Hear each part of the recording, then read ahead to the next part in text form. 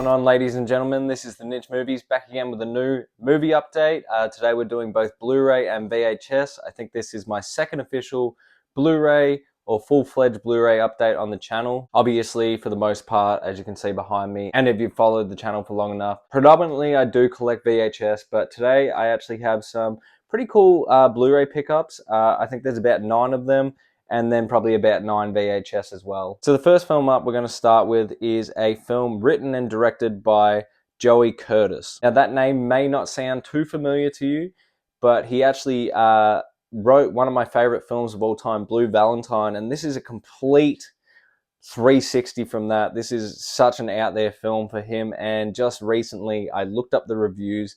It's awful, nothing good.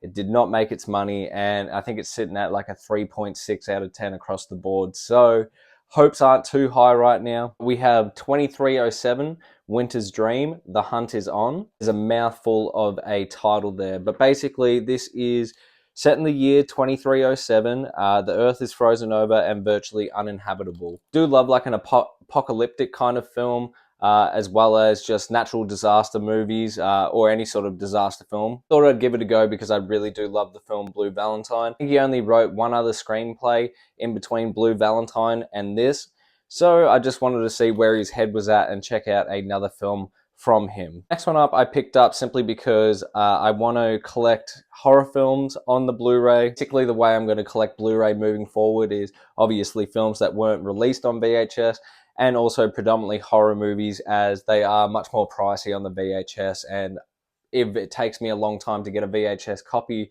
of a horror movie I like, I'll just get it on the Blu-ray for the cheap and, you know, own some sort of physical copy. It's a film I haven't heard anything about. It was on the cheap. I think this was like an $8 Blu-ray. Main figures of this going around, it's got some sort of cult following. This is Scary Stories to Tell in the Dark. Really sure, is this an anthology type thing, or is this just straight up about this scarecrow? I have no idea. I haven't done any research. It was just a cheap enough Blu-ray that I wanted to give it a shot, put it in the horror collection. Happy to own it. Have you guys seen it? Let me know your thoughts down below. This one up is considered a classic remastered, digitally restored. I just thought this was a really interesting sort of film. I have never seen it. Year, we're looking at 1948 here, and this is Scott of the Antarctic. Really nice, plain and simple colors on the front here. This is just based on the true story of their first sort of expedition to the Antarctic and what that entailed, discovering it, or maybe it's just, as you know, the first explorer to go further into that sort of Antarctic region. I'm not too sure. Is it a classic to you guys? Let me know down below. I feel like this one's going to look really, really good on Blu-ray, so I'm keen to check it out. To actually unseal this one, I ordered all these through JB Hi-Fi, which is a pretty big Blu-ray, DVD, movie store here in Australia. And unfortunately, this one had the disc rattling around. So, I mean, it is a Blu-ray disc. It's not nearly as devastating as a loose DVD disc, but still, nonetheless, I opened it up. We have Luke Kirby and Elijah Wood, and this is No Man of God. Now, I have actually seen this film. I really did enjoy it. You guys, if you've been following me for some time now, you know I love my true crime. This is basically a Ted Bundy film, you know, among the sea of Ted Bundy movies out there. This is sort of more along the, it's not about the crimes that he committed as such or escaping justice. He's already locked up in this. This is about the profiling stage, and basically the FBI profiler that did get really close to Bundy and really got him to open up, and Bundy sort of considered him a friend. So if you're into shows like Mindhunters, I'd highly recommend this. Luke Kirby, who plays Bundy in this film, phenomenal performance, honestly. I did really enjoy the Zac Efron, the Netflix Ted Bundy film. I prefer this, however, and I think that he does a better job than Zac Efron, personally. But I would highly recommend this film if you haven't watched it already. Check it out. Up, I believe I did a video called like my 10 best or 10 most cherished VHS tapes, something along the lines of that. And at the end of the video, I stated VHS tapes that were sort of on my want list. This is still on my want list for a VHS tape, but I just wanted a copy of it for now. It's not even that pricey on the VHS, so it's definitely something I can get in my collection in due course, but I haven't watched this film in years. I thought it would look amazing on the Blu-ray, and that is The Iron Giant. With a bonus feature or documentary, the making of the film The Giant Stream. So I'm all about that. I can't wait to check that out. Vin Diesel getting paid a lot of money to say not a whole lot of dialogue. This is a movie that bombed notoriously, but seriously one of the best animated movies of all time. One I grew up with and one I love to this day. But once again, it's probably been about a decade since I've seen this in full, so I'm keen to check it out. Think it will look really good on the Blu-ray. Three are some heavy hitters. Speaking of horror movies, once again, want to collect as many classics as I can that are really hard and really expensive to get on the VHS. This being one of them, and this is the original Friday the 13th, notoriously having the Jason mask on it, even though he doesn't feature in the film until the very end. And the hockey mask obviously doesn't come in to the series until, part 3? But nonetheless, fantastic series, one of my personal favorites. Slasher is my favorite genre of horror. This is just a goated classic. You have to own it. I think this was, once again, about $8 or $9, which is a small price to pay to own the film, considering it's probably at least $150 AUD for the VHS minimum. Moving on from that, we have a Stanley Kubrick classic here, and this is the film The Shining. I obviously watched the miniseries, the Stephen King directed miniseries on VHS, watched that on the channel, really actually thoroughly enjoyed that, and I don't believe, I could be wrong, I get lost in the collection sometimes, I don't believe I have the Kubrick standalone VHS, so we own a copy of it now. After enjoying the miniseries so much, I just sort of wanted to go back and sort of revisit this film, see how I compare the two. The next one up is the ultimate 40th anniversary edition of the original classic. This is a Tobe Hooper film. Can you guess what it is? It is the Texas Chainsaw Massacre. Another one that I would love to own on the VHS one day. Not nearly as expensive as like Nightmare on Elm Street or Friday the 13th. But honestly, just such a classic film. I think this will look really good on the Blu-ray. This is one of those ones that I hope they didn't get rid of too much of the film grain. I sort of like that 70s aesthetic that this film brings. I mean, it's the birth of Leatherface. Tobe Hooper was a genius. Really low budget film. I love a lot of this series. I did review Texas Chainsaw Massacre 2, the sequel to this, which I believe Tobe Hooper also directed.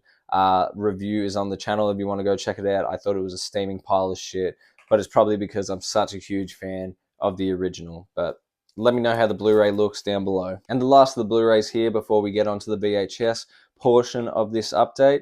This is actually a film I just genuinely thought the plot sounded really interesting, and I bought it for that particular reason. It is an Umbrella release, and I come to find out that this is actually based on a true story, and this is the film Dr. Crippen. I believe this is a case from about 1910 about a doctor that killed, butchered his wife, and ran away off to Canada or something like that with his mistress. Once again, I just thought it sounded like a really interesting plot of a film. Come to find out, it is based on a true story. It also stars Donald Pleasance of Halloween fame. So yeah, this is like a 1963 film. I believe it's all black and white. I'm keen to check this out. It's got decent reviews, and this was, once again, like a $6.50 Blu-ray or something like that. It does come with the slip sleeve here. And yeah, has anyone seen Dr. Crippen? Let me know down below. So moving on to the VHS portion of this update, basically everything you see here I purchased from a garage sale. I think this whole stack here was something like $4. I'm just going to run through them quickly. The biggest steal that I got from this garage sale was the Kevin Costner clam book, or clamshell rather, in good condition. It's not even too yellow. This is Robin Hood, Prince of Thieves. I ended up looking this up, and I just felt horrible for the woman, but sometimes you just gotta take the win. I think this is like a $35 to $45 VHS, and once again, it's in pretty much mint condition, so always happy to have a new clamshell. This is a roadshow video. It's a big boy, it's hefty. I have not seen the film. I need to be a bit more well-versed in Kevin Costner movies. Will this be the first one I go to? Probably not. He's got a pretty extensive filmography that I've been lacking on watching, so. But yeah, I thought that was a steal. 50 cents. The next one up is a comedy film with original stickers on it. I've never heard of the film, but it stars Steve Martin, Rick Moranis, and this is My Blue Heaven. At one stage, it went for $6. I got it once again from this garage sale, 50 cents. A sequel that I guess technically I needed in the collection because I do own the original. We have Dr. Dolittle 2, Eddie Murphy. This one is one I'm sort of unsure if I actually watched as a child or if it's just sort of looks like something familiar to me. This is called Gogs, and this might be Gogs 2, as seen on ABC though. Do any other countries watch ABC? That was predominantly the children's channel that I would personally watch when I was growing up. But yeah, so sort of like Aardman style animation. Sort of actually reminds me of like Robbie the Reindeer. Shout out to anyone that knows what Robbie the Reindeer is. Moving on from that, we have yet again another Rugrats tape. All of these Nickelodeon tapes in the bright orange, which I respect. Just something that was cool that they continued through all their VHS releases. This is Grandpa's Favorite Stories, 5 episodes there. Then we have a Wild Thornberry tape, which I believe is a first of for me. This is 2 wild episodes. This is called The Gift of the Gab. Then we have an absolute goated classic here. I need to revisit this sometime soon, and this is Hey Arnold the movie. We have yet again another Wild Thornberry tape. This is actually the Thornberry Christmas. This one has, it's going to be hard to tell, but it's a bit beaten up, a few tears here.